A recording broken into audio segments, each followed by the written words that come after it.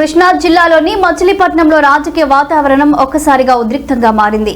వైఎస్ఆర్సీపీ జిల్లా అధ్యక్షుడు మాజీ మంత్రి పేర్ని నాని మున్సిపల్ మరియు పోలీసు అధికారులపై తీవ్ర స్థాయిలో ఆగ్రహం వ్యక్తం చేశారు. వారి పని పట్టకపోతే నేను పేర్ని కృష్ణమూర్తి కొడుకునే కాదు అంటూ సంచలన సవాల్ విసిరారు. ప్రస్తుత మంత్రి కొల్లు రవీంద్రపై కూడా ఆయన తీవ్ర వ్యాఖ్యలు చేశారు.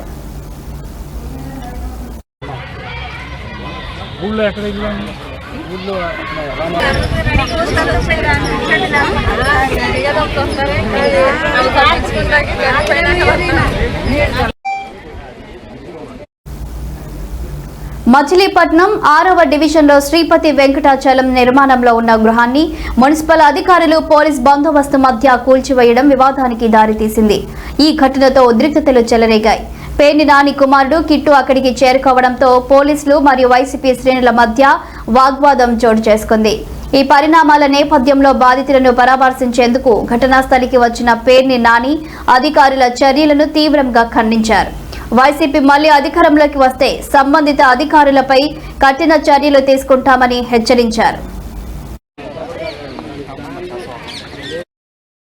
బతుకుతారు కుమ్మర్లు, తూర్పు కాపులు, వాళ్ళ గుండెల్లో దింపిన గుణపాలు అంటే జేసీబీలు ఎంత బాధగా ఉంటాయో నొప్పి తెలియాలా? 3 ఏళ్ళు ఆగు. ఇదే బాపిరాజు కమిషనర్ని బందర్లో కమిషనర్ గా తీసుకొచ్చి ఇంకా అతను 2034 దాకా ఉంటాడు సర్వీస్ లో. బాపిరాజు చౌదరి గారు చంద్రబాబు నాయుడు గారి చుట్టం, గోపీచంద్ గారికి చుట్టం.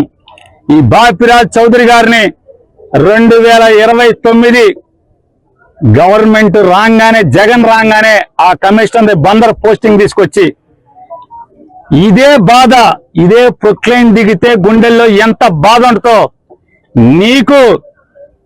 నిన్ను ఆడిస్తున్న నీ పెన్ డ్రైవ్లన్నీ కూడా సేఫ్ లాకర్ లో దాచుకుని నిన్ను తోలుబొమ్మలాగా ఆడిస్తున్నటువంటి ఆడికి ఇద్దరికి ఈ జేసీబీ బకెట్లు దిగితే ఎంత బాధ ఉంటుందో చూపించకపోతే కొల్లు రవీంద్ర చూసుకో.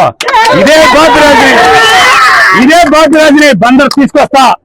ఇదే పోలీసులు ఎవరెవరైతే ఉన్నాడో, పొద్దున ఒకడు ఉన్నాడు చల్లగా శంపందిలాగా ఉన్నాడు, ఆడిని కూడా ఇక్కడికే తీసుకొచ్చి ఇక్కడే నీ ఇళ్ళకి కాపలా పెట్టి బందోబస్తు పెట్టి నువ్వు ఎట్లా అయితే వస్తే వీళ్ళందరినీ ఈడిపించావో, చొక్కాలు పట్టుకుని, చీరలు పట్టుకుని, జాకెట్లు పట్టుకుని ఈడిపించావో ఈ మనుషుల్ని, అట్లాగే నిన్ను నీ కోసం వచ్చిన ప్రతి ఒక్కరిని ఇదే పోలీసులు వాళ్ళు ఎవడెవడైతే వచ్చాడో సిఐలు, ఎస్ఐలు మొత్తం అందరినీ నీ ఇళ్ల చుట్టూ, బైపాస్ లో ఇంటి చుట్టూ, ఇక్కడ పార్కులో కట్టిన ఇంటి చుట్టూ అదే పోలీసుల్ని పెట్టి, అదే బాపురాజుని పెట్టి, గోపాలరావు అసిస్టెంట్ కమిషనర్ ఉన్నాడు. ఎవరెవరైతే ఈ పాడు పనులు, తప్పుడు పనులు ఇన్వాల్వ్ అయ్యారో నోటీసులు ఇవ్వకుండా, ఏసీపీ నీ ఇంటికి ప్లాన్ లేదు, నీ ఇల్లు ఎక్కడో నాకు తెలుసు, నీకు తెలుసు. అలాగే TPO, TPS assistant commissioner Gopalarao, నువ్వు బందర్ వదిలి వెళ్ళిపోతావేమో.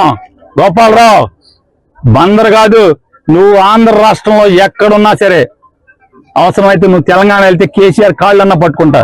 నీ ఇంటి సంగతి చూస్తా గోపాలరావు.